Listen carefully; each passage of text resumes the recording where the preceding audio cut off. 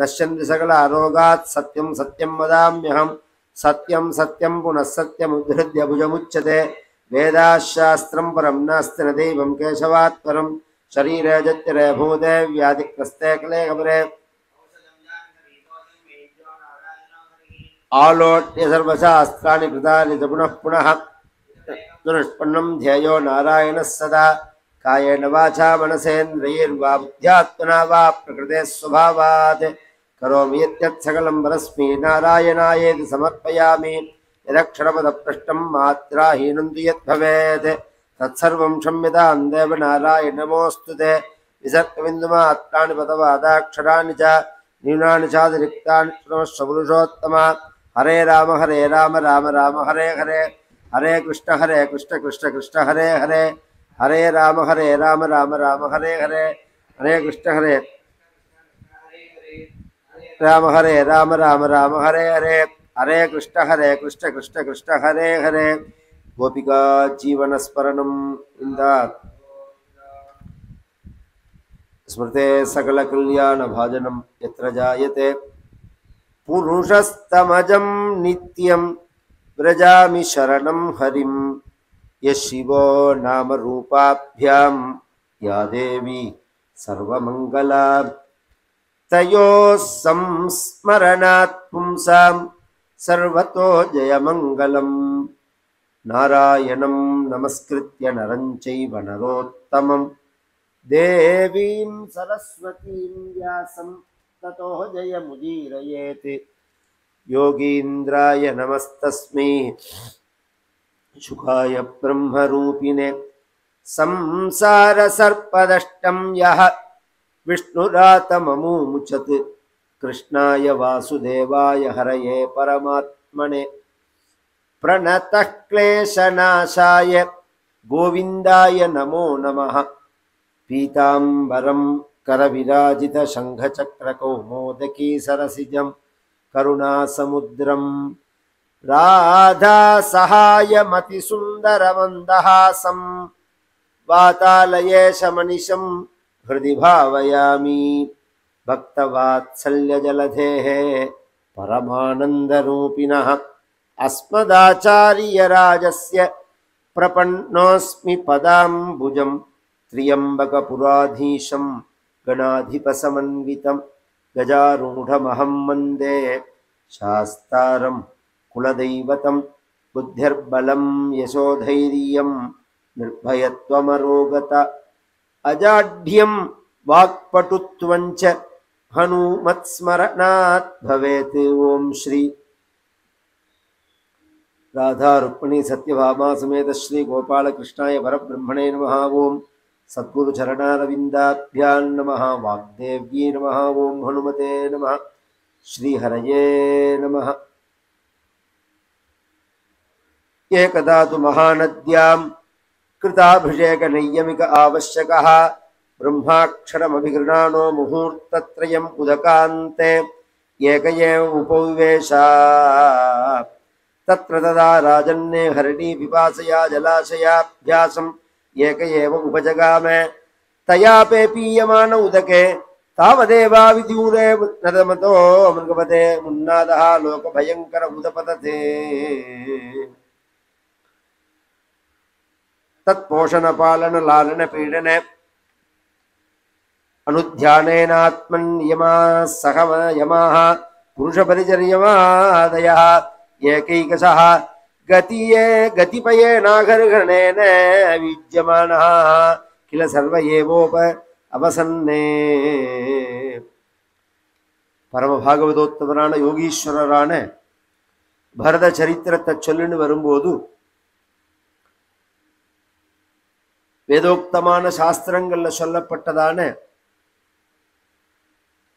ஸ்ரௌதஸ்மார்த்த விகிதமான தர்மங்களை கடைபிடித்து அதனால் சித்தசுத்தி ஏற்பட்டு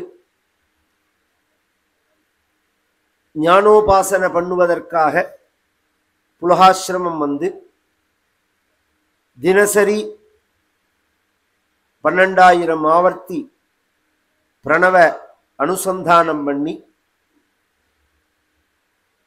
மிருத்துனால உள்ள பகவானுடைய சொரூபத்துக்கு நித்தியம் ஆராதனம் பண்ணி யோகாபியாசங்கள் பண்ணிண்டு ஆச்சரியமான ஒரு வாழ்க்கைய தபஸ்வியா வாழ்ந்துன்னு வர காலத்துல ஒரு கர்ப்பிணியான மான் இவர் ஸ்நானம் பண்ற படித்துறைக்கு பக்கத்துல வந்து ஜலஞ்சாப்பிடும் போது ஒரு சிங்கம் கர்ஜனை பண்ண, அதனால மான் பயந்து ஆத்துல விழுந்து பிரசவிக்க அந்த மான் ஜலத்துல போயிட அந்த குட்டி காப்பாற்றப்பட்டது.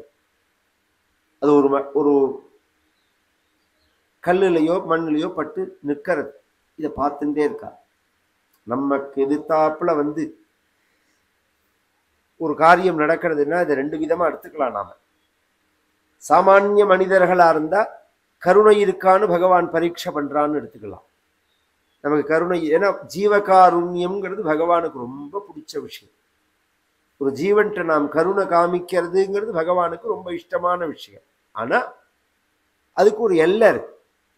ஒரு ஜீவன்கிட்ட கருணை காமிச்சு இப்ப இந்த மான்குட்டி எடுத்து கரையில விட்டாருங்கிற படம் ஜீவகாருண்யம். அது வந்து மேல உரசின உடனே இந்த மானை யார் காப்பாத்துவான்னு நினைக்கிறார் பத்தியில, அதுதான் அஜ்ஞானம்ங்கிறது. கொஞ்சம் யோசனை பண்ணி பார்த்தா உலகத்துல யார் காப்பாத்துறா? கல்யாணம் பண்ணிட்டு குழந்தைகளோட மனைவிகளோட குடும்பம் நடத்துற நமக்கு அப்பப்ப என்ன தோணும்னா, நாம இல்லைன்னா அந்த குடும்பம் சந்தியில நிற்கும்னு தோணும். கஷ்டப்படுவா, யார் இவாளெல்லாம் இது பண்ணுவா அப்படின்னு தான் தோணும். உண்மை என்ன தெரியுமோ, நாம இல்லைன்னா தான் அவ சௌக்கியமா இருப்பா. நாம இருந்தாதான் அவ கஷ்டப்படுவா, ஃப்ரீயா இருப்பா. நாம இல்லைன்னா தான். இது லௌகீகமா. பிராக்டிக்கலா யோசனை பண்ணினா எல்லாரையுமே ரட்சிக்கிறவன் பகவான் தான். ஒரு கம்பெனி, ஒரு பிரான்ச்சு, ஒரு பேங்கு, ஒரு பிரான்ச்சு, ஒரு மேனேஜர் அதை நிர்வாகம் பண்றார். அந்த மேனேஜர் டிரான்ஸ்ஃபர்ல போயிட்டாருன்னா அந்த பிரான்ச் என்ன இழுத்து முடிவிடுவாங்களா என்ன? இன்னொரு மேனேஜர் எப்படி அப்பாயின்ட் பண்றதோ அந்த கம்பெனி, அது மாதிரி அந்த ரட்சிக்கிற ஒரு காரியத்தை ஒத்தட்ட பகவான் கொடுக்கும்போது ஏதோ ஒரு காரணத்தினால அவ அதிலேருந்து விலக்கப்பட்டார்கள், விலகினார்கள் அப்படின்னா இன்னொருத்தர பகவான் அப்பாயின்மெண்ட் பண்றான். இது உலகம் முழுக்க எத்தனை அப்பா குழந்தைகளை விட்டு போயிடுறா, எத்தனை கணவன் மனைவியை விட்டுட்டு போயிடுறா, எத்தனை மனைவி குழந்தைகளையும் கணவனையும் விட்டுட்டு போயிடுறா, எத்தனை மனைவி கணவன் சேர்ந்து குழந்தைகள் விட்டுட்டு போயிடுறா. ஒரு விபத்தை நாம கவனிச்சோம்னா 20 பேர்ல 2 வயசு குழந்தை மட்டும்தான் தப்பினது அந்த குடும்பத்துல அப்படின்னு வருது. இப்ப ஒரு மேல கேள்வி வருமோன்னு, யார் அந்த குழந்தையை காப்பாத்துவா? அந்த குழந்தை என்ன மரிச்சா போயிடுறது? யாரோ காப்பாத்துறா. உலகத்துல இந்த காரியங்கள்லாம் நடந்துன்னு தான் இருக்கு. அதிருஷ்டம் அந்த குழந்தை உயிர் பழைத்தது அப்படின்னு பொதுவா சொல்லுவா. பிராரப்தம் உயிர் பழைச்சு. இத்தனை பேரையும் விட்டுட்டு அது கஷ்டப்படணும்னு இருக்கு. உலகத்துல அது கஷ்டப்படணும்னு இருக்கு. இது மாதிரி 1000 சொல்லலாம்.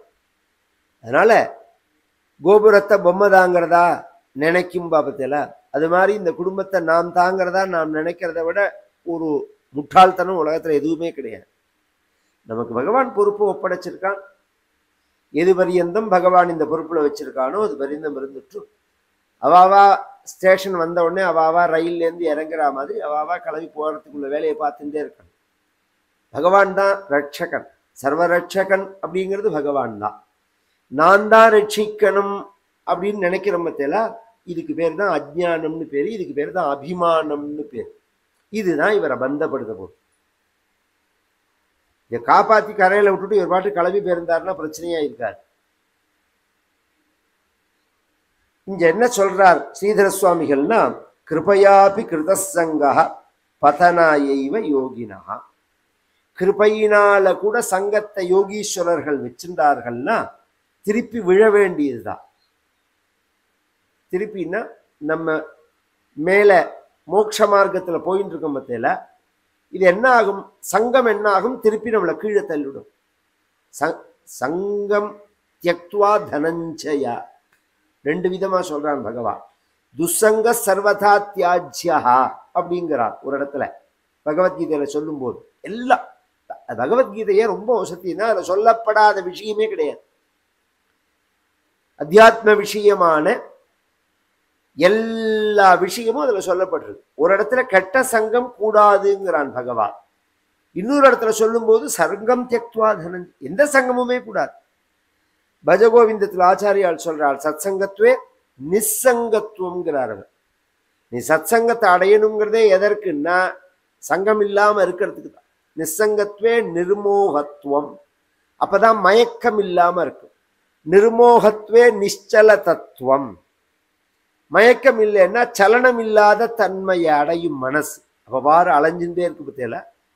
அந்த நிச்சல தத்துவத்தை அடைஞ்சுடுத்துனா ஜீவன் முக்தி, அந்த ஜீவனானது மோட்சத்தை அடையிறது அப்படிங்கிறாள் ஆச்சாரியா.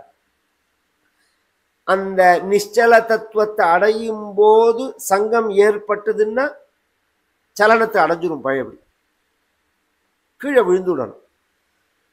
இந்த மானோட கட்டி பிறண்டு இதை காப்பாத்திண்டு இதுக்கு புல்லு பிடுங்கி கொடுத்தா இதோட வளர்ச்சிகள் எப்படி இருக்குன்னு சொல்லுங்க. நாளைக்கு இத்தினூண்டு சாப்பிட்றது, மறுநாளைக்கு இவ்வளோ சாப்பிடும், அதுக்கடுத்துனா இவ்வளோ தேவைப்படும். வளர்ந்துட்டே வரத்தே வயர் பெரிசாயின்றே வருது பத்தியில.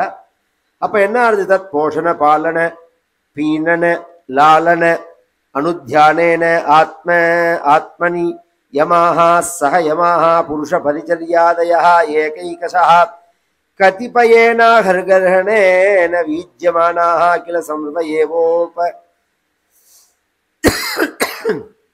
அவசன்னு. இத ரட்சிக்கிறதுனாலையும் இதை பத்தின நினைவுனாலையும்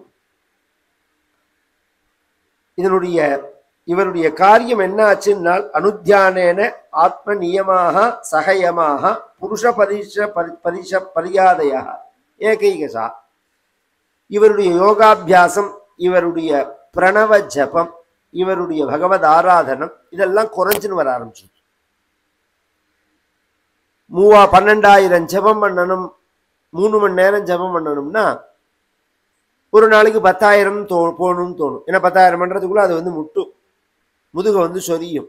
பத்தியா என்ன ஒரு சமத்து பாரு இதுக்கு. இது பசிக்கிறது நம்ம கிட்ட சொல்றது பாரு, வாய் இல்லைன்னாலும் இதுக்கு எப்படி இருக்கு பாரு.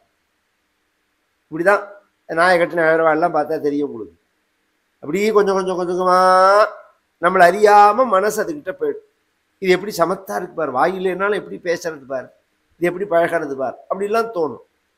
இப்படி கொஞ்சம் கொஞ்சமா ஆகி கொஞ்ச நாள்ல என்ன ஆயிடுது அப்படின்னா 12,000ங்கிறது 10 ஆச்சு, அப்புறம் 1000 ஆச்சு, அப்புறம் 108 ஆச்சு, அப்புறம் 12 ஆச்சு, அப்புறம் நாளைக்கு சேர்த்து பண்ணிக்கலாம்னு ஆச்சு. இது எல்லாமே ஒன்னொன்னா குறைஞ்சுன்னு வந்துடுத்து. இதோட உபச்சாரங்கள் ஜாஸ்தியா போயிடுத்து. திடீர்னு வயசாக சுவாவம்னு இருக்கணும் அந்த மானுக்கு. அது கிளம்பி இங்கேயா போயிடும். தேடினா அதை தேடின்னு அலைவர். எங்க போச்சோ தெரியலையே, என்ன ஆச்சோ, புலி அடிச்சதோ, மான் அடிச்சு சிங்கம் கடிச்சதோ. அமெரிக்கால உள்ள பையன் ஆபீஸ் போயிட்டு வரலேன்னு இங்க உட்காந்து அப்பா கவலைப்படுறாருல, அது மாதிரி இங்க உட்காந்து கவலைப்பட்டதுனால அவன் ஐஷன் வந்துருமா, ஆபீஸ்ல இருந்து ஐஷன் வந்துட முடியுமா? நம்ம பாட்டு விஷ்ணுவசநாமம் சொன்னோமா, பெருமாள் ஆராதனை பண்ணோமா, பாகவத ராமாயணாதி பாராயணம் பண்ணினோமா, நாம ஜபம் பண்ணினோமா, பகவான்கிட்ட பொறுப்பு ஒப்படைச்சிரு. நான் கவலைப்படக்கூடாதுன்னு தான் சொல்றேன். பொறுப்பு, குழந்தைகள் க்ஷேமமா இருக்கணுங்கிற சங்கல்பம் நமக்கு உண்டு. அவன் ஆபீஸ்ல இருந்து வரத்தே டிராபிக்ல மாட்டினுட்டான், நான் ஆத்துக்கு பேசுறேன்னு சொல்லியிருக்கான். தினப்படி 1/2 மணி நேரத்துல வர பையனுக்கு 5 மணி நேரம் ஆச்சு இன்னும் வரலன்னா, இவன் போன் பண்ணாலும் எடுக்கலைன்னா இங்க ஏன் கவலைப்படுறாரு வேற இல்ல. நான் பிராக்டிக்கலா கேட்கிறேன். அதை பத்தியே நினைச்சுட்டு இருக்கிறதுனால இதை என்னத்தை மாற்றிட முடியும்? அப்ப என்ன பண்ணணும்? பகவானை நினைக்கணும். பகவத் ஸ்மரணம் அப்படிங்கிறது சர்வதா சர்வகாரியேஷு நாஸ்தி தேஷாம் அமங்கலம் ஏஷாம் ஹிருதிஸ்தோ பகவான் மங்களாயத்தனம் ஹரிஹி. விஷ்ணுவசநாம பாஷ்யத்தில் ஆச்சாரியால் சொல்றார், கவலையை கொடுக்கக்கூடிய விஷயத்தை நினைக்கிறத காட்டிலும் கவலையை போக்குற பகவான் அல்லவோ நினைக்கணுங்கிறார். நம்ம பகவானை நினைச்சா தானா அந்த கவலை போக்குறது. தூங்கினா என்ன பண்ண போறோம்? அந்த ஸ்மரணம் இல்லாம தானே இருக்கும். நான் என்ன சொல்றேன்னா, அந்த நிகழ்வுகளை நம்மளால ஒன்றும் மாற்ற முடியாது, நம்ம கையில் எதுவும் கிடையாது. அப்படியே மான நினைச்சுட்டே இருந்தார். அப்புறம் ஒரு நாளைக்கு வரும், 2 நாள் கழிச்சு வரும். எங்க போனேன் அப்படின்னு செல்லமா தட்டு வரத, தட்டு இஞ்சியே உட்காரு அப்படிம்ப. என்ன ஆயிடுச்சுன்னா, இவர் எவ்வளவு பெரிய சக்கரவர்த்தி, பூமண்டலத்துக்கு பரதகண்டம் முழுக்க சக்கரவர்த்தி. எத்தனை பொறுப்புகள், எத்தனை மக்கள், எத்தனை நண்பர்கள், எத்தனை பந்துக்கள், எத்தனை சொத்து, எத்தனை விவகாரம், எல்லாத்துலேயும் அபிமானம் உள்ள மனசை விட்டுட்டு அதுலேருந்து எடுத்துட்டு தியாகம் பண்ணிட்டு காட்டுக்கு வந்த இந்த பரத ரிஷபருக்கு இதெல்லாம் ஒருமிச்சு மான்கிட்ட போயிடுது. அத்தனை பேர்கிட்ட வச்சிருந்த அந்த பிரியம் இருக்கு பத்தியெல்லாம் கொஞ்சம் கொஞ்சமா பிச்சு பிச்சு வச்சிருந்தார் பட்சல அது அத்தனையும் பிச்சு கொண்டு வந்துட்டார். அதனாலதான்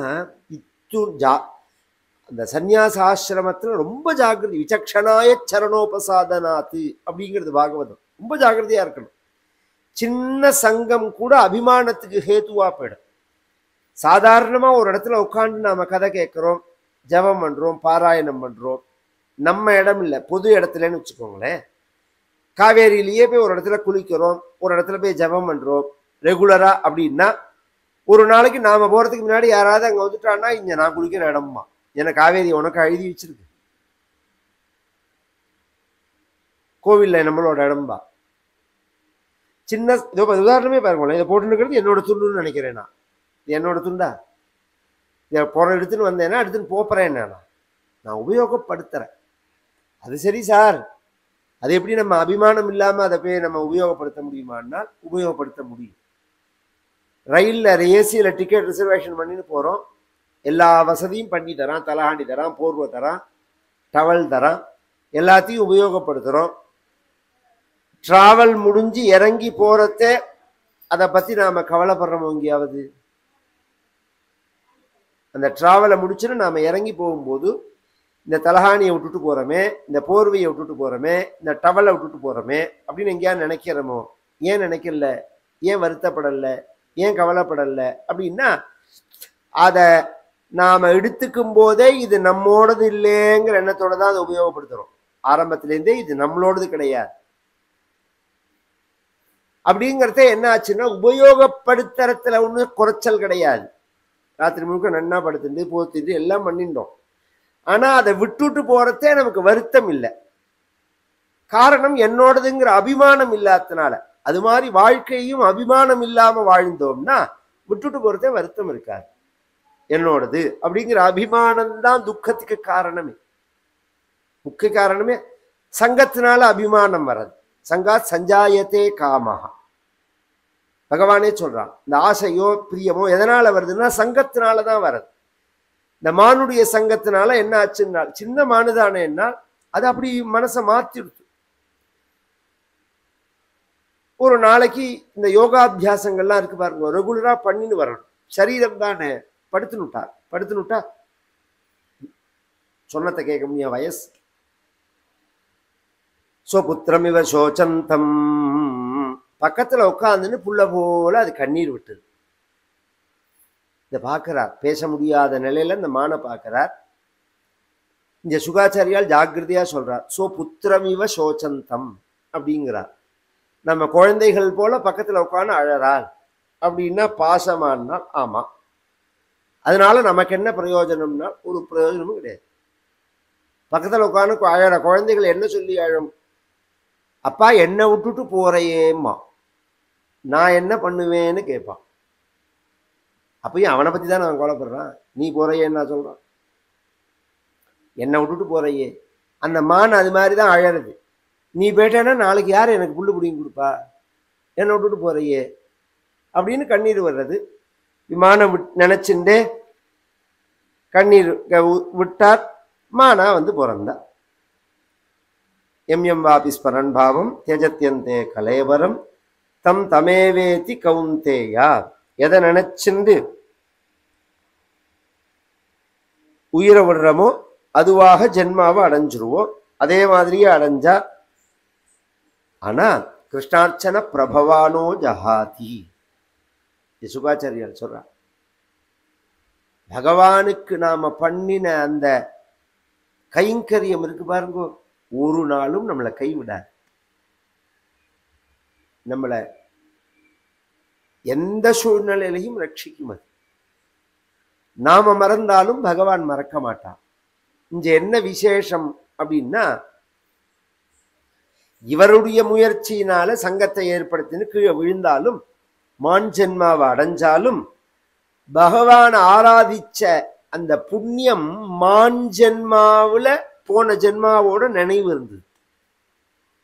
நாம பரத யோகீஸ்வரனாய் இருந்தோம், சக்கரவர்த்தியாய் இருந்தோம், எல்லாத்தையும் ஆண்டு தியாகம் பண்ணிட்டு வர வழியில இந்த மானோட சங்கத்தை அடைஞ்சு ஜென்மா நாசமா போச்சு. இதுக்கு காரணம் சங்கம் தானே. அதனால என்ன பண்ணினா அந்த மான் ஜென்மாவிலேயே அந்த சங்கத்தை விட்டுட்டு பழையபடி புலகாசிரமம் வந்துட்டார். காலஞ்சனங்கிற மலையில பிறந்தார் இவர்மானா, பக்கத்துல தான் எங்கேயோ, அங்கேருந்து எங்கேயோ தடுமாறி இந்த புலகாசிரம். அதெல்லாம் ஆச்சரியமான விஷயம். சில பேரெல்லாம் பார்த்தா எங்கேயோ பிறந்து எங்கேயோ வருவா. அந்த அதுதான் யோகத்துக்குள்ளதான பலன். லௌகீக வாழ்க்கைக்கும் பாரமார்த்திக வாழ்க்கைக்கும் உள்ள வித்தியாசம் என்னன்னா, லௌகீக வாழ்க்கையில உங்களுடைய சம்பாத்தியம் முழுக்க அந்த ஜென்மாவோட நஷ்டம். நீங்க கஷ்டப்பட்டு என்ன படிச்சாலும், என்ன நீங்க சொத்தை சேர்த்துண்டாலும், என்ன குடும்பத்தை சேர்த்துண்டாலும், நீங்க உயிரை விட்டுட்டு போறதே எல்லாம் உங்களை விட்டுட்டு அதோட முடிஞ்சு போயிடுது. அடுத்த ஜென்மா பழையபடி புதுசாதான் ஆரம்பிக்கணும், ஜீரோலேருந்து. பாரமார்த்திக வாழ்க்கையில என்ன விசேஷம் அப்படின்னா, இந்த ஜென்மாவில் நீங்க ஒரு ஞானத்தை அடையறதுக்கு ஒரு முயற்சி பண்றேன், ஒரு தபஸ் பண்றேன், ஒரு தியானம் பண்றேன். உதாரணம் யம நியம ஆசன பிராணாயாம பிரத்யாகார தாரணா தியான சமாதின்னு அஷ்டாங்க யோகத்தையே உதாரணமா சொல்றேன். இந்த ஜென்மால யமம் சித்திச்சுடுத்து, நியமம் சித்திச்சுடுத்து, ஆசனம் பண்ணிவிட்டேன், பிராணாயாமம் பண்ணிவிட்டேன், பிரத்யாகாரம் பண்ணிட்டு இருக்கிற சமயத்துல உங்களுக்கு ஏதோ காரணவசாத்து ஜீவன் போயிடுத்துன்னா அடுத்த ஜென்மா வரத்தே பழையபடி யமனியம ஆசனம்னு ஆரம்பிக்க வேண்டாம், பிரத்யாகாரத்துல இருந்து தான் நேரம் ஆரம்பிக்கணும்.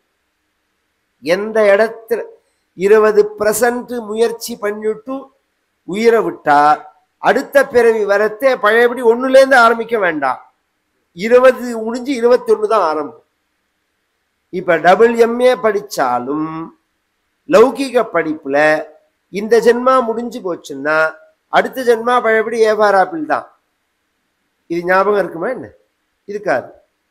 ஆனா தெய்வீகமான வாழ்க்கையில அது அப்படியே தொடருங்கிறதுக்கு உதாரணம் சொல்றேன். எத்தனை குழந்தைகள் சின்ன வயசுல பார்த்தேன்னா எத்தனை ஞாபக சக்தியோட ஸ்தோத்திரங்கள்லாம் சொல்றது, பாட்டெல்லாம் பாடுறது, எல்லா ராகங்களையும் சொல்றது. கணக்கு அது மாதிரி வரும். இந்த படிப்புல கணக்கு அபியாசம் பண்ணோம்னா அது இந்த பிரபஞ்சத்தோட ஆதாரமான விஷயம். அது மேத்தமேட்டிக்ஸுங்கிறது அது ஞாபகம் இருக்கும். சில குழந்தைகளை எல்லா பேரையும் சொல்லுவார். ஞாபக சக்திக்கு அபியாசம் பண்ணியிருந்தா அது இருக்கும். இதெல்லாம் வரும். 3 வயசுலயே பாடுறது, ராகத்தோட பேரை சொல்றது, பிரவச்சனம் பண்றது, பூஜை பண்றது, இதெல்லாம் பார்க்கிறமே. இதெல்லாம் எப்படி சித்திக்கும்னால் பூர்வ ஜென்மத்தினுடைய தொடர்ச்சி. அது நாம பண்ணக்கூடிய எந்த ஒரு தர்மமும் நம்மளை கைவிடாது. அகி கல்யாண கஷ்டித் துர்கதிம் தாத்தகச்சதி. இன்னொரு வார்த்தை சொல்றான் பகவத்கீதையில, கல்யாண கிருத்து, நல்லதை செய்பவன் துர்கதியை ஒரு நாளிலும் அடைய மாட்டான்.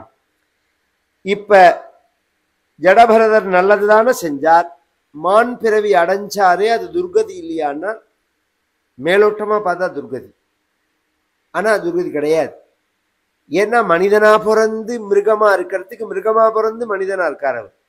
இந்த ஸ்மரணைகள்லாம் இருந்து பழையபடி அந்த மகரிஷிகள் இருக்கிற இடத்துக்கு அவ சொல்லக்கூடியதான அந்த வேதாந்தங்கள் எல்லாம் படுத்துன்னு சிரவணம் பண்ணி அவ சாப்பிட்டுட்டு ஏதாவது போட்டான்னா அதை சாப்பிடும்.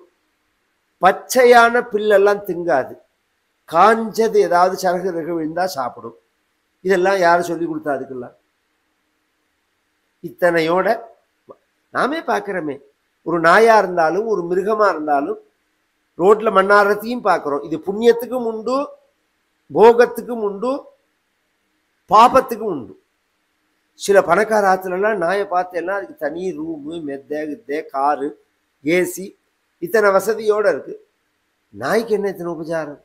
அப்ப அது ஏதோ புண்ணியம் பண்ணிருக்கு. சில இடத்துல நல்ல இடத்துல வந்து சேரும், நல்ல மகான்கள்கிட்ட வந்து சேரும், அல்லது நல்ல கோவில்ல நல்ல பூஜை பண்றவா. இந்த ரமண மகரிஷி இருக்கார் பாருங்க, அவர்கிட்ட ஒரு பசுமாடு லக்ஷ்மின்னு பேர் இருக்கு. அந்த லக்ஷ்மி ஒரு மாடு தான் இந்த ஆசிரமத்துல. அந்த லக்ஷ்மியை வந்து கொஞ்சுவரவர். கொஞ்சுவர்னா அபிமானம் கிடையாது, அது யாரோ ஜீவன் முக்தர். அதனால அந்த லக்ஷ்மி காலமான ஒண்ணு ஒரு வெண்பா எழுதுறார் ரமண மகரிஷி, லக்ஷ்மி முக்தி அடைஞ்சால் அப்படின்னு, லக்ஷ்மி மோட்சத்தை அடைஞ்சால் அப்படின்னு எழுதுறார். இது மாதிரி யாரோ சில ஜீவன் முக்தர்கள் அந்த இடத்தை தேடின்னு வந்துருவா தானாவே. அது மாதிரி இந்த மான் வந்து இவர்களோட சங்கத்தை அடைஞ்சு ஒரு நாளைக்கு பக்கத்துல படுத்துட்டு இருக்கிற மான் அந்த கண்டக்கி நதியில படுத்துண்டு நின்னுண்டு இவர்கள் சொன்ன அந்த வேதாந்த விஷயங்களை கேட்டுட்டே இருக்க, ஏன் இந்த மான் நம்ம பக்கத்துல வராம அங்க நிக்கிறது அப்படின்னு இவர்கள் பார்த்துட்டே இருக்கும்போது பாதி கதையில அந்த மானானது மனுஷ்ய குரல்ல கத்துறது. யஜ்ஞாய தர்ம பதயே விதினை புனாய யோகாய சாங்கிய ஹரயே நம ஈஸ்வராய நாராயணாய ஹரயே நம யுத்யுதாரம் ஹாஸ்யன் மிருகத்வம் நாராயணாய ஹரயே நமஹா அப்படிங்கிறது. நாராயணாய ஹரயே நம யுத்யுதாரம் ஹாஸ்யன் மிருகத்வமபியஹ சமுதாஜஹார யஜ்ஞாய தர்மபதயே விதினை புனாய யோகாய சாங்கிய சிரசே பிரகிருதீஸ்வராய நாராயணாய ஹரயே நம யுத்யுதாரம் ஹாஸ்யன் மிருகத்வமபியஹ சமுதாஜஹார. இப்படி பகவான நாமாவை சொல்லிட்டு அந்த ஜலத்துல உயிரை விட்டுடுத்து. அந்த மா உயிரை விட்டா என்ன ஆயிடுத்துது?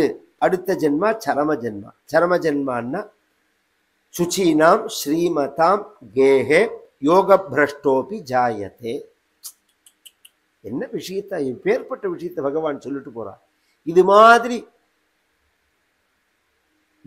அத்தியாத்ம விஷயத்துல நாம் முயற்சி பண்ணி பாதியில விடுறா பத்தில, அவ அடுத்த ஜென்மாவில பிறக்கிறத எங்க பிறப்பான்னா எந்த இடத்துல விட்டுருக்காலோ அதுக்கு மேல கண்டினியூ பண்றதுக்கு உள்ளதான சுச்சுவேஷன் உள்ள குடும்பத்துல பிறப்பா. அது சுச்சீனாம் ஸ்ரீமதாம், பரமாச்சார சம்பத்தோட கூடியதான தர்மத்தை அனுஷ்டானம் பண்ணக்கூடியதான ஸ்ரீமத். அப்படின்னா இந்த இடத்துல பணம்னு அர்த்தம் இல்லை, ஞானம்னு அர்த்தம். ஞான பரம்பரையா குழந்தை பிறந்தா அந்த குழந்தைய எப்படி வளர்க்கிறோங்கிறது இருக்கே. அது பொழுது முடிஞ்சா பாகவதம் என்ன, ராமாயணம் என்ன, புண்ணியக்ஷேத்திரம் என்ன, ஸ்நானம் என்ன, தரிசனம் என்ன, இது மாதிரி அது முயற்சி பண்ணாம அது காதல விழணும்னா அதை எப்படி சாதாரண குழந்தையா நாம சொல்ல முடியும்? எத்தனையோ பேருக்கு பிறந்த 50 வயசு பிறந்தமே இதை பத்தின ஒண்ணு ஸ்மரணியுமே இல்லாதவ எத்தனை பேர் இருக்கா? அது மாதிரி ஒரு சூழ்நிலையில வந்து பகவான் பிறக்க வைப்பான். இவர் ஒரு பிராமண குலத்துல வந்து பிறக்கிறார். ஆங்கீரச கோத்திரத்துல உள்ள பிராமணர் அவர். அத கஸ்யஜித் த்விஜவரஸ்ய அங்கிர பிரவரஸ்ய சமதம தபஸ்வாத்யாய அத்தியாபன சந்தோஷ திதிக்ஷா பிரஸ்ரய தியாகா வித்யான சூயாத்மஜானானந்த யுக்தஸ்ய ஆத்மசதிருஷ ஸ்ருதசீலாச்சார ரூபௌதார்ய குணாநவசோதர்ய அங்கஜா பபூவுஹு மிதுரஞ்ச யவீயஸ்யாம் பார்யாயாம் யஸ்து தத்ர புமானிதம் பரமபாகவதம் ராஜரிஷி பிரவரம் பரதம் உத்ஸ்ருஷ்ட மிருக சரீரம் சரம சரீரேண விப்ரத்வங்கதம் ஆஹுஹு. அங்கிர பிரவரம், அங்கிரச கோத்திரம். அதுல உள்ள பிராமணன்னா முதுகு சொரிஞ்சுக்க போட்டுன பிராமணன் இல்ல. சமத மாதிரி 12 குணங்கள், 12 குணங்கள் பிராமணனுக்கு இருக்கணும். அது என்னன்னு இந்த இடத்துல தான் சொல்றார். விப்ராட்டு துஷட்குணயுதாத்து அரவிந்தநாப பாதாரவிந்த விமுகாத் சொபச்சம் வரிஷ்டம்னு பின்னாடி பிரகலாத சரித்திரத்துல 12 குணத்தோட கூடின பிராமணனாய் இருந்தும் பகவத் சரணத்துல பக்தி இல்லாதவனா இருந்தா, நாயச்சமைச்சு சாப்பிட்றவனா இருந்தாலும் பக்தி உள்ளவனா இருந்துட்டா, இவர்கள் 2 பேர்ல யாரு உயர்வுன்னா இந்த நாய சாப்பிட்றவன் தான் உயர்வு. சொபச்சம் வரிஷ்டம்ங்கிறான். விப்ராத்து த்விஷட்குணயுதாத்து அரவிந்தநாப பாதாரவிந்த விமுகாத் அப்படிங்கிறான். இந்த த்விஷட்குணம்னு இருக்கு பத்தியில, அதுக்கு அங்க வியாக்கியானம் கிடையாது, இங்கதான் இருக்கு. சம தம தபஹ ஸ்வாத்யாய அத்யயன அத்யாபன சந்தோஷ திதிக்ஷா பிரஸ்ரய தியாக வித்யா அனசூய ஆத்மஜான ஆனந்தயுக்தஸ்ய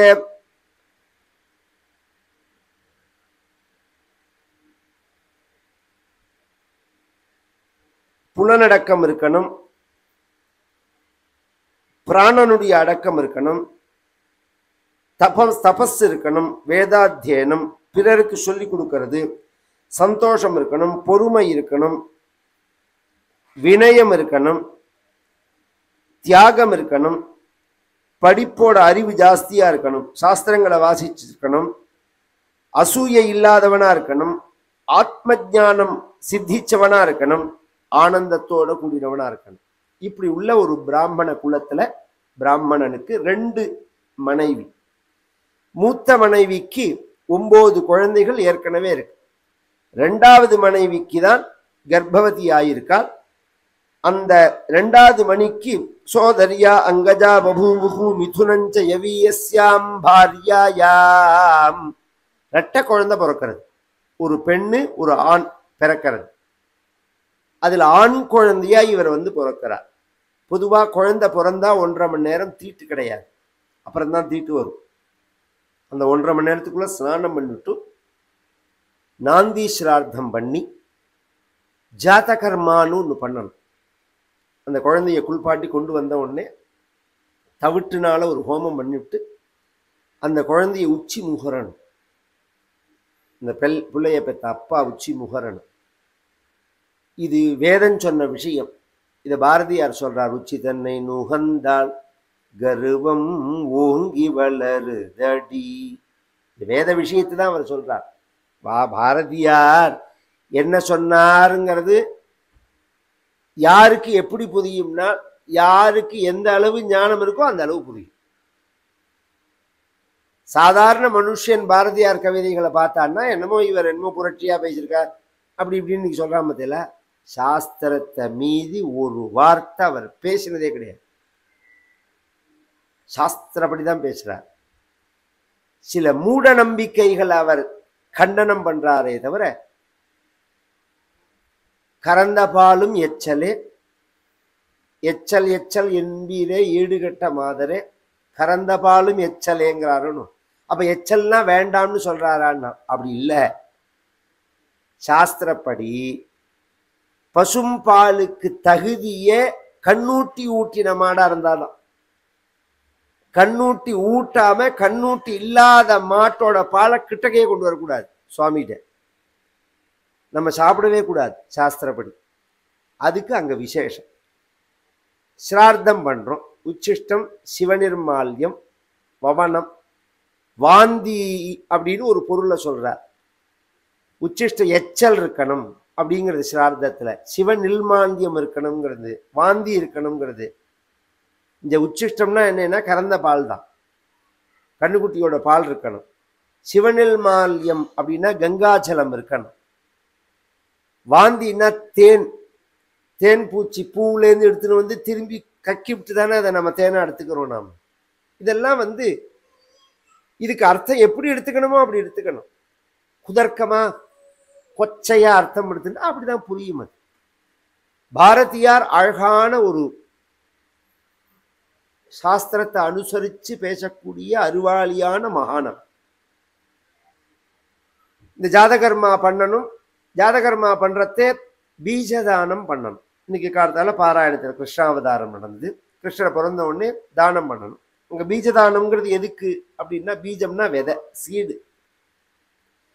நாம நெல்லை தானம் பண்றோம். ஏன்னா நம்ம பக்கங்கள்லாம் நெல்லு தான் விதையா வச்சிருப்போம். எந்தெந்த பிரதேசத்துல எதை விதையா வச்சிருக்காலோ அதை தானம் பண்ணலாம். பொதுவா பூமியில போட்டா முளைக்கணும். அது மாதிரி உள்ளதை தானம் பண்ணணும். அவாவா சக்தி. பயிர் பண்ணலாம், உளுந்து பண்ணலாம், மொச்சை பண்ணலாம், கோதுமை பண்ணலாம். அவளுக்கு என்ன உண்டோ அந்த முந்திரி பருப்பு பண்ணலாம், எதை வேணாலும் பண்ணலாம். அவளுக்கு உள்ள சக்தி அது. ஏன்னா அது அத்தனையுமே உயிர் போட்டால் முளைக்கும் பத்தியில, அந்த உயிரோட சக்தி அத்தனையும் பிறந்த குழந்தைக்கு நாம் கொடுக்குற மாதிரி எதிர்ப்பு சக்தியோடு இருக்கணும் அப்படிங்கிறதுக்காக. தானம் இன்னொரு விசேஷம். சாதாரணமாக நாம் தானம் பண்ணினா அந்த தானம் பண்ணுறதுக்கு சில மந்திரங்கள்லாம் உண்டு. அதை சொல்லி தானம் பண்ணுவோம். கொடுத்தவனுக்கு புண்ணியம், வாங்குறவனுக்கு பாவம். அது சில தானங்கள் வாங்குறவாளுக்கு பாவம் கிடையாது, வாங்குறவாளுக்கு பாவம் வந்து சேராது. அதில் பீஜதானம் ஒன்று. பீஜதானத்தை வாங்கினோம்னா பாவமே கிடையாது. இன்னொன்று சொல்ல போனால் எல்லாருக்கும் கொடுக்கணும். அது மாதிரி பூரி தானம் வாங்கினாலும் பாவம் கிடையாது. கல்யாணங்களில் பூரி கொடுப்பா பற்றியில அது மாதிரி வாங்கினாலும் இதெல்லாம் இன்னும் நிறையா இருக்கு. இப்போதைக்கு சொல்கிறது பீஜதானம். அதனால் மகான்கள்லாம் வருவாள். எல்லாருமே குழந்தை பிறந்த உடனே அந்த வீட்டுக்கு வருவாள், இல்லை கூப்பிட்டு அனுப்புவாள், தானங்கள் பண்ணுவாள். அது மாதிரி வந்தவா வெறும் முதுகு சொரிஞ்சுக்க பூண்டை போட்டுன்ற பிராமணால் இல்லை. இந்த அலம்பி கொண்டு வந்து வச்சிருக்கிற குழந்தைய பார்த்துட்டு அந்த மகான்கள் சொல்றாள், இவன் பரதன் அல்லவோன்னா, இவன் பரத யோகீஸ்வரன் அல்லவோ. எஸ்து தத்ர புமானீதம் பரமபாகவதம் ராஜரிஷி பிரவரம் பரதம் உத்ஸ்ருஷ்ட மிருக சரீரம் சரம சரீரேன விப்ரத்வங்கதம் ஆஹுஹூ. இவன் பரத யோகீஸ்வரன், சக்கரவர்த்தியா இருந்தான், யோகாபியாசம் பண்ணினான், சங்கத்தினால கட்டு போனான், மான்ஜென்மாவை அடைஞ்சான். மான்ஜென்மாவையும் விட்டுட்டு சரமசரீரேன விப்ரத்வங்கதம். இதான் கடைசி ஜென்மா. இதுக்கு மேல ஜென்மா கிடையாது. பிறந்த உடனே சொல்றா. இதெல்லாம் இன்ஸ்டிடியூஷன் பேர். இன்ஸ்டிடியூஷன் இன்டியூஷன் பேர். அது மனசுலேருந்து அது வரும். அது எல்லாருக்கும் சாதாரணமாக தோணும், சில பேருக்கு அவ நிலையில தோணும். மகான்களுக்கெல்லாம் அபூர்வமாக தோணும். மகான்களுக்கெல்லாம் முன் ஜென்மா, அடுத்த ஜென்மா, காலத்தில் நடக்கக்கூடிய ஒரு விஷயங்கள். அதுக்கு நான் சொல்லிகிட்டே இருப்பேனா, இதோ இப்போ ஒரு பெரிய ஆபத்து வந்து அந்த குஜராத் பார்டர்கள்லாம் பாதிக்கப்படுறது பற்றியில 2 மாதம் முன்னாடி பெரியவா கூப்பிட்டு குஜராத்தில் போய் அம்பாளுக்கு பூஜை பண்ணுங்கிறான். நான் அப்போதான் குஜராத்லேருந்தே வந்திருக்கேன். நான் சத்தாத்தை முடிச்சுண்டு இது என்ன பெரியவா சொல்கிறாளேன்னு யோசனை பண்ணினேன்னா, பார்த்தா பின்னாடி இவ்வளோ பெரிய யுத்தங்கள்லாம் வர்றது தேசக்ஷேமத்துக்காக அப்படிங்கிறது அப்போதானே புரியறது. இது மகான்களுக்கு தான் புரியும். அது இன்ன காரியத்துக்காக இன்ன பண்ணு அப்படின்னு. ஒரு கல்யாணம் ஆன பெண்ணோட ஸ்ரீமங்கல்யத்தை காமின்னார் பரமாச்சாரியா. சின்ன பொண்ணு காமிச்சுது. அப்புறம் பின்னாடி பார்த்தோம்னா அந்த ஸ்ரீமங்கல்யம் தொலைஞ்சு போய் திருப்பி கிடச்சிது. இது மாதிரி எத்தனையோ சொல்லலாம். எத்தனையோ விஷயங்கள் வாழ்க்கையில் அபூர்வமான விஷயங்கள் மகான்களுக்கு தான் அது சித்திக்கும். அது மாதிரி இந்த ஞானத்தோட கூடின மகான்கள் இந்த பரத யோகீஸ்வரனை பார்த்து இவன் பரத யோகீஸ்வரன் அப்படின்னு சொல்ல, இவர் என்ன எப்படி இருக்காருன்னா அந்த ஜென்மாவிலேயே கரை ஏறி இருக்கணும். பரதனா பிறந்த போதே மோட்சத்தை அடைஞ்சிருக்கணும். ஏன் நமக்கு அது மிஸ் ஆச்சுன்னா மானால மிஸ் ஆச்சு. இப்ப மான் மேல குறை சொல்றது முட்டாள்தனம். ரொம்ப பேர் என்ன சொல்லுவா, மானால தான் வாழ்க்கை வீணா போச்சும்பா. சாஸ்திரம் அப்படி சொல்லல. இப்ப உதாரணம் சொல்றேன். ஒருத்தர் நல்ல ஆரோக்கியமா இருக்கார், திடீர்னு ஒரு வியாதி வந்தது, கொரோனா வந்தது, போயிட்டார் அப்படின்னு சொன்னா கொரோனாவில் போயிட்டார், இல்லைன்னா ஒரு 20 வருஷம் இருந்திருப்பார் அவர் அப்படின்னு சொல்ற பத்தியில அப்படி கிடையாது. அவர் போகணுங்கிற காலம் வந்தது, கொரோனா வந்தது. ஏன் கொரோனாவில் தப்பிச்சு வரவாலாம் இல்லையா? எத்தனையோ பேர் கவனிச்செல்லாம் ஹார்ட் ஆப்ரேஷன் ஆகி நல்லா ரெக்கவர் ஆகி டிஸ்சார்ஜ் ஆகிற சமயத்தில் பில்லை பார்த்துட்டு ஆண் உயிரை விட்டுருவா. இவ்வளோ ரூபாயா அப்படின்னு சொல்லிட்டு உயிரை விட்டவா எத்தனை பேர் இருக்கா தெரியுமோ? ஹார்ட் ஆப்ரேஷன்ல தப்பிச்சு வந்துட்டான், பில்லை பார்த்து உயிரை விட்டுருவான். இது மாதிரி எங்கேயோ தப்பிச்சு எங்கேயோ போகும். அதனால இதுதான் காரணம்ங்கிறதெல்லாம் வெளியில நாம் சொல்லலாமே தவிர, உன்னோட காலம் முடிஞ்சது, அதுக்கு ஒரு காரணம் சொல்லணும். அது காரணமா அமைஞ்சு. முக்கியமா அதுல பிரச்சனை என்னன்னா சங்கம். கண்ணால் பார்த்தது தான் ஃபஸ்ட் காரணம். அப்புறம் கையால் தொட்டு அந்த மானை தூக்கினது, அப்புறம் அதை கொஞ்சினது, அது அப்புறம் கட்டினது, பரண்டது, ஸ்பரிசம் எல்லாம். அப்போ சப்தஸ்பரிச ரூபரச கந்தம்ங்கிற இந்த புலன்கள் தான் நம்மளை குழியில தள்ளுறது. காமயேஷா, குரோதயேஷா, ரஜோகுணா, சமுத்பவா, மகாசனஹா, மகாபாத்மா, வித்யேனம் இக வைரினம் அப்படிங்கிறான் பகவான். உனக்கு சத்ரு வெளியில் இல்ல அர்ஜுனா, இவைகள்லாம் தான். உன்னோட ஆசை, உன்னோட கோபம், உன்னோட அபிமானம், உன்னோட பாசம், இதெல்லாம் தான் உனக்கு சத்ருவா அமையறது. அதனால இது எல்லாத்தையும் கூர்மோங்கா நீவேன்னு உள்ள இழுத்து விட்டார். கண்ணால பார்க்க மாட்டார், காதால கேட்க மாட்டார், மூக்கால நுகர மாட்டார். அப்படின்னா கண்ணை மூடி விட்டாரான்னா மூடிக்கிறது இல்லை. கண்ணு பார்க்கும், உள்ள வாங்காது. இதுக்கு ரெண்டுக்கும் ஒரு கனெக்டிவிட்டி உண்டு. அந்த கனெக்டிவிட்டியை கட் பண்ணிட்டார். இந்த மனசு போய் கண்ணுல சம்பந்தப்பட்டாதான் ரெக்கார்ட் ஆகும்.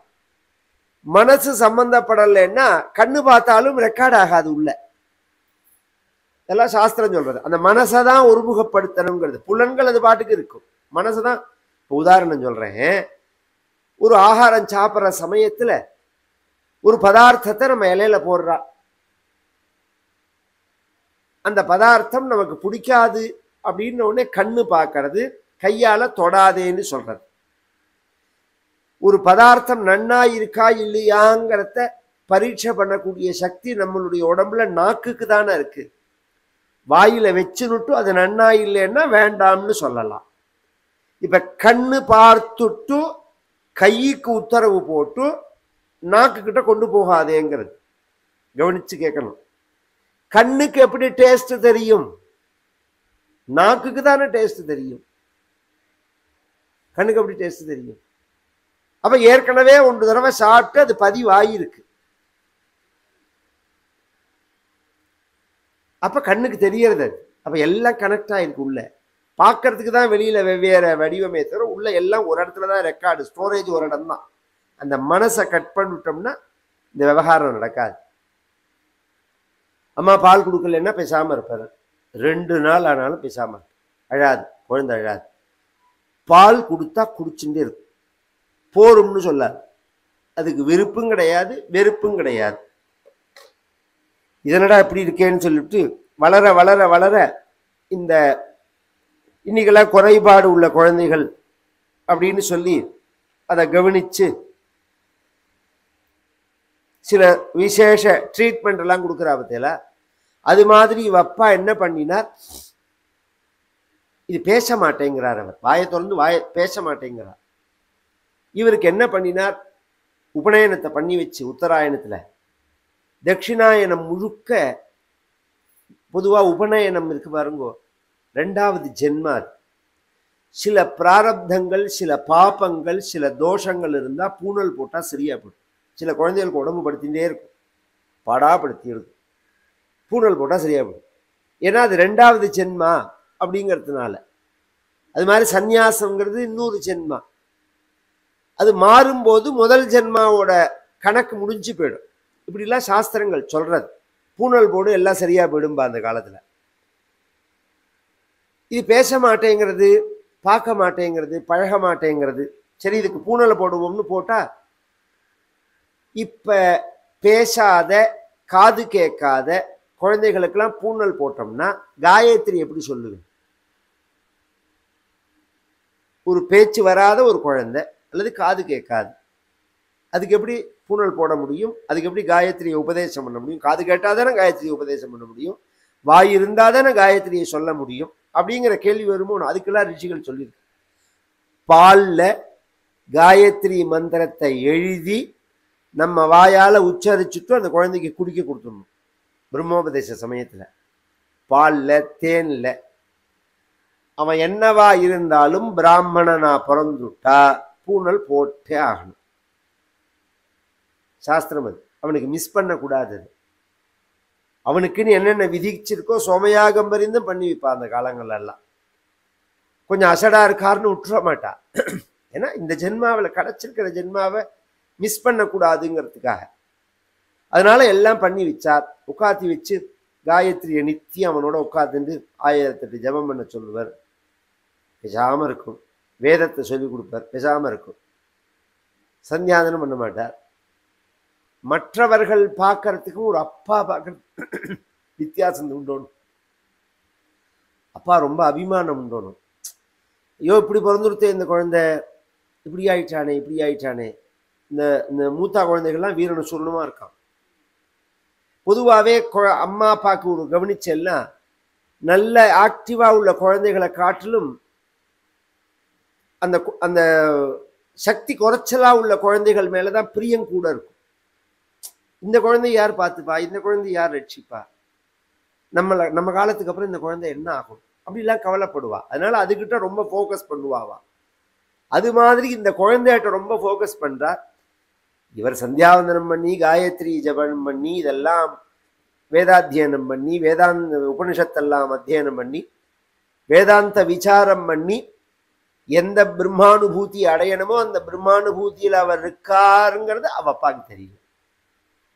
தெரிஞ்சுக்காமலேயே போயிட்டார் அவர்.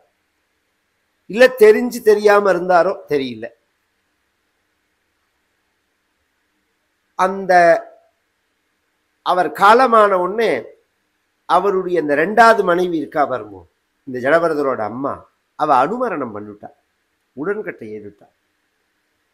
இந்த இடத்துல ஒரு விஷயம் சொல்லணும். உடன்கட்டைங்கிறது சாஸ்திரங்கள்ல சொல்லல. இப்ப எல்லாரும் உடன்கட்டை தீல வச்சு கொளுத்தினா கட்டி விட்டா அப்படிலாம் கிடையாது. அதுவே வேற விஷயம், இவா பண்றதே வேற விஷயம்.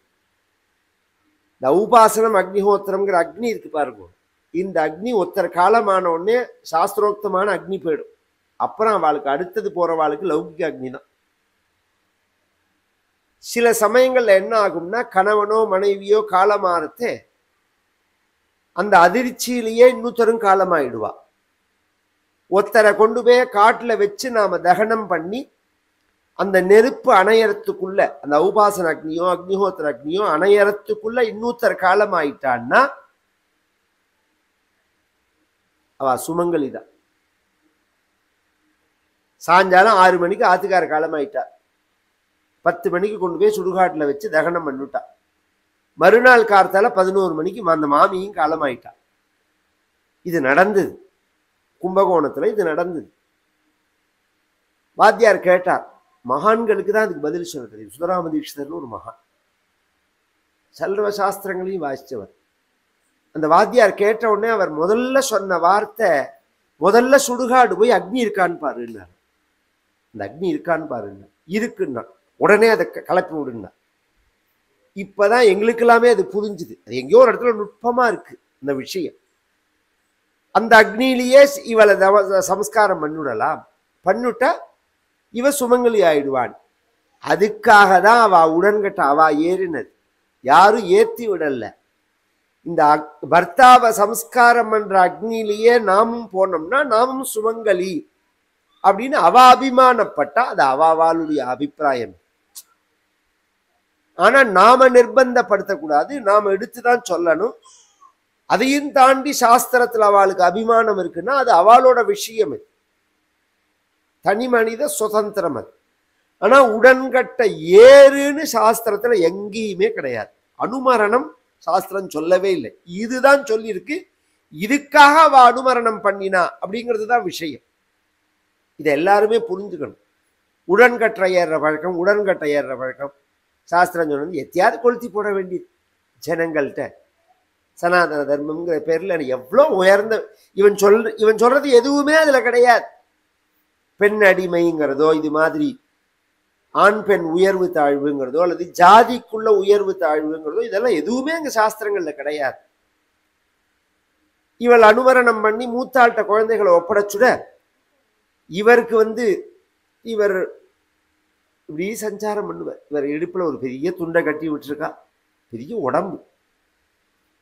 இவருக்கு மழை வெயில் பனி குளிர் இதெல்லாம் எதுவுமே தெரியாது. சீதோஷ்ண வாத வருஷேஷு இவ அனாவிருதாங்கா பீனஹ சம்மணனாங்கா ஸ்தண்டில சம்வேஷனான்மத்தனா மத்தனமரசா மகாமணிரிவ அனபிவ்யக்த பிரம்மவர்ச்சசா குபட்டாவிரத கடிகி உபவேதேன உருமஷினா த்விஜாதிரிதி பிரம்மபந்துரிதி சம்ஜயா அதஜ்ஜன அவமதோ விசசாராத் शीतोष्ण वात वर्षेषु वर्ष इव अनावृतांगः पीनः संहननांगः மழை பெய்யறதுன்னு தெரியாது, காத்து அடிக்கிறதுன்னு தெரியாது, பனியா இருக்கு குளிர்றது அப்படின்னு தெரியாது, வெயில் அடிக்கிறதுன்னு தெரியாது. கொற்ற மழையில நடு ரோட்ல அப்படியே நிற்பார். இவருடைய மகிமை தெரிஞ்சவான்னு சில பேர் உண்டு. மகான்கள் எல்லாம் அப்படித்தானே செலக்ட் பண்ணிருக்கோம். ரமண பகவான் என்ன நான் இங்க இருக்கேன்னு சொன்னாரா? யோகி ராம் சுரத்குமார் நான் இங்க இருக்கேன்னு சொன்னாரா? சில மகான்களை பார்த்தோம்னா ஜனங்கள்ல யாரோ கண்டுபிடிச்சு அவளை பிரகடனப்படுத்தினதா தான் இருக்கும். அது அவா தன்னை பிரகடனப்படுத்தின்னு இருக்க மாட்டா, இவரை மகான்னு கண்டுபிடிச்சு பிரகடனப்படுத்தியிருப்பா. அது மாதிரி புரியும் பார்த்தாலும். அது மாதிரி புரிஞ்சவா என்ன பண்ணுவா, இவரை மழையில நிற்கிறார் பத்தியில இவர் கையை பிடிச்சி ஓரமா அழிச்சுன்னு வந்து ஒரு திண்ணையில உட்காத்தி வச்சுட்டு அவ போவா. குப்பையில இருந்தா எடுத்துன்னு வந்து உடம்ப தொடச்சிட்டு உட்காத்தி வைப்பா. ஏதாவது ஆகார மாத்துல இருந்தா நல்ல பதார்த்தத்தை கொண்டு கொடுப்பா. இப்படி உள்ளவாளும் உண்டு. சில பேர் இவர் சொன்னதை கேட்கிறாருன்னு வேலை வாங்குறவாளும் உண்டு. இதை பண்ணு அதை பண்ணு, மூட்டையை தூக்கு, இந்த சாமான வை அந்த சாமான வையின்னு வச்சுட்டு கண்டதை கொடுப்பாவா. கணபின்யாக பலீகரண குல்மாஷ ஸ்தாலி புருஷாதீனி அமிர்தவத்து அபியவஹரதி. மழையில நனைஞ்ச புண்ணாக்கு, அரிசி அரைச்ச தவிடு, புழு பிடிச்ச ரவை கோதுமை, பூச்சி பிடிச்சதான உளுந்து பயறு, அடி பிடிச்சதான சாதம், கண பின்யாக்க பலீகரண குல்மாஷ ஸ்தாலி இதெல்லாம் அப்படியே இருக்குங்க. ஸ்தாலி புருஷம்னு வெங்கல பானையில் அடி பிடிச்சி போயிடும். அடியில அந்த காலத்துல எல்லாம் ஜாக்கிரதையா கலரி எடுக்கலன்னு வச்சுக்கோங்க, ஒரு 5 நிமிஷம் முன்னாடி எடுத்தாலும் பிரச்சனையாயிடும், பின்னாடி எடுத்தாலும் வெடிச்சாலும் பிரச்சனையாகும். 5 நிமிஷம் முன்னாடி எடுத்தா ஜீவதண்டுலம் ஸ்ரபயத்தின்னு சாஸ்திரம். இந்த 10வது நாள் சமைச்சு போடுற மத்தியில அது அறவேக்காடா போடணும்னு இருக்கு. அதை வாயிலாலேயே சாப்பிட்டு பார்க்கலாம். 15 நிமிஷம் 10 நிமிஷம் பின்னாடி எடுத்தான்னு வச்சுக்கோங்க, வெங்கல பானையில மேல மிளகாயை வச்சு அரைச்சு கருடாத்மா தான் அது. அதை வச்சு ஒண்ணுமே பண்ண முடியாது. இன்னைக்கு தானே அசடு சமத்தாரா மாதிரி குக்கர்லாம் வந்துருக்கு. அந்த காலங்கள்ல அவ்வளோ ஜாக்கிரதையா இருக்கணும். அப்ப அடி பிடிச்சி எடுத்தனா என்ன ஆகும்னா அதுக்கு ஸ்தாலி புருஷம்னு பேர். அதை கலராம ஜாக்கிரதையா மேல உள்ளதை மட்டும் எடுக்கணும். கலர்னா ஒரே தீச்ச வாசனை வந்துடும். இந்த காலத்துக்கு ஆளாளுக்கெல்லாம் அது தெரியவே தெரியாது. இந்த வெங்கல பானையில சாப்பிட்டவாளுக்கு நான் சொல்றது புரியும். ஏதாவது ஒரு நாள் அந்த மிஸ்டேக் ஆகிருக்கும். அப்ப என்ன பண்ணுவா, அந்த வெங்கல பானையில பார்த்தா 1 இன்ச்சு 2 இன்ச்சு அப்படியே அடி பிடிச்சா மாதிரி இருக்கும். அதை அப்படியே கொண்டு வந்து கொட்டுவா. மாட்டுகிட்ட கொடுப்பா, அல்லது தொட்டியில போடுவா, அல்லது இவர்கிட்ட கொடுப்பா. இவர் எப்படி இருப்பார்னால் அமிர்தவத்து அபியபகரத். நாம் அமிர்தத்தை சாப்பிட்டா எப்படி சாப்பிடுமோ அப்படி சாப்பிடுவோம். அப்ப அவருக்கு பிரியமா பசியானா கிடையாது. இப்ப நான் சொன்னேன்னு, ஒரு பிடிக்காத பதார்த்தத்தை இலையில வச்சா கையை தொடாதேன்னு கண்ணு சொல்றதே அந்த கனெக்டிவிட்டி அவருக்கு கிடையாதுனால இங்க பிடிச்சது பிடிக்காததுங்கிறது கிடையாது, மழை வெயில்ங்கிறது கிடையாது, சீதம் உஷ்ணம் மானம் அவமானம் லாபம் நஷ்டம் வெற்றி தோல்வி அப்படிங்கிறது இதெல்லாம் சரீராபிமானம். நம்ம உடம்பு குளிர்னதுன்னா போத்திக்கிறது, மழை வந்தா தொடச்சிக்கிறது, கொடை பிடிச்சிக்கிறது. இவருக்கு சரீர அபிமானம் கிடையாது அப்படின்னு இந்த கதையெல்லாம் காமிக்கிறது. இதுக்கு அடுத்த சரித்திரம் பிராண அபிமானம் கிடையாது அப்படிங்கிறது நாளையது. பலான் சகியான் தவசன் நிதானே திவ்யான்னதானாத் பரிபாலயத்பிஹி சதா படத்பிஷ்ச புராணரத்னம் சம்சேவிதாயாஸ்து நமோ ஹரேதே. நாராயண ராயண நாராயண நாராயண நாராயண நாராயண நாராயண நாராயண நாராயண நாராயண நாராயண நாராயண நாராயண. கோபிகா ஜீவனஸ்மரணம். கோவிந்தா கோவிந்த. ஆஞ்சநேய மூர்த்தி கி ஜெய்.